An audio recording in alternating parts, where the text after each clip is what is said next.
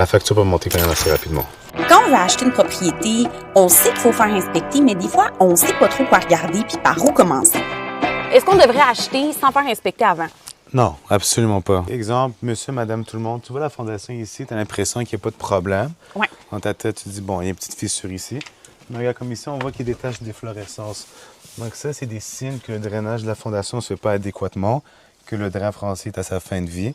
Donc là, tu sais, nous, les inspecteurs, on le voit déjà. Mais pour toi, tu sais, monsieur, madame, tout le monde, tu te promènes, tu te dis, OK, bon, ben, il y a une petite fissure de crépi ici, c'est rien de grave. Mais finalement, ben, tu vas peut-être être pris à remplacer ton drain français. C'est quoi les choses auxquelles il faut vraiment faire attention? Tout. En fait, on regarde tout, mais les éléments les plus importants, je le répète tout le temps, c'est la fondation. OK. C'est ça qui coûte cher. La toiture, ça aussi, ça coûte cher. Revêtement extérieur, comme c'est exemple. Tu sais, ici, à première vue, le revêtement il a l'air en bon état. Mais si tu regardes en dessous, le revêtement il est bouché complètement. Donc, on sait qu'il y a peut-être de l'infiltration d'eau, il y a de la moisissure. Donc, il y a beaucoup de défauts. Tu sais, tu le regardes, à première vue, ça a l'air beau. Mais si tu regardes ici, donc, ils ont vraiment bloqué où l'eau devrait sortir. Donc, on sait qu'il y aura des dommages plus importants à long terme. On a beaucoup de clients qui reçoivent le rapport d'inspection, puis ils vont pas suivre toutes les recommandations. Puis là, finalement, il va arriver quelque chose. Puis là, après ça, ben, c'est des chicanes entre le vendeur puis l'acheteur. Puis là, ça s'envoie des mises en demeure, puis c'est des problèmes. Selon l'âge du bâtiment, ben, il y a des entretiens, puis il y a des mises à niveau à faire. Exemple, nous, un panneau électrique, après 30 ans, ben, on suggère de le remplacer.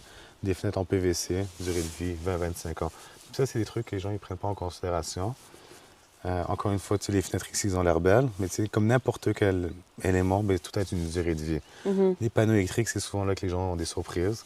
Tu sais, on pense souvent qu'un panneau électrique, c'est bon longtemps, mais tu sais, un panneau qui est défaillant, ben, il peut surchauffer, ça peut brûler.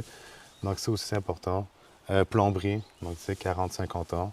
Donc, tu sais, quand tu vas faire une mise à niveau au niveau de ta plomberie, ça coûte cher. Ça, c'est des éléments que les gens ne prennent pas en considération parce qu'on ne le sait pas, on n'y pense pas. En fait, tous les points sont importants, mais c'est surtout l'extérieur. Puis aussi, quand tu reçois le rapport d'inspection, c'est très important, de le lire au complet, puis d'appeler son inspecteur pour poser des questions. Souvent, les gens vont penser qu'ils dérangent l'inspecteur, mais le mandat du travail d'inspecteur finit jusqu'à la compréhension du rapport d'inspection. Est-ce que on peut modifier le prix, essayer de négocier à la baisse le prix, considérant qu'il y a des travaux à faire? Est-ce que ça peut être une des utilités aussi d'une inspection? Moi, on dit que non, mais tout le monde le fait. Okay. Donc, c'est sûr que ça peut être un point de négociation. On ne fait pas inspecter pour négocier, on fait vraiment pour être en toute connaissance de cause. Mais la réalité, c'est que c'est un très bon outil. Parce que là, on arrive en inspection, tu avais des attentes, finalement, on ressort plusieurs points qui n'étaient pas visibles ou déclarés. Donc, c'est sûr qu'après, tu peux utiliser ça pour négocier. Tout le monde fait ça, puis c'est une réalité.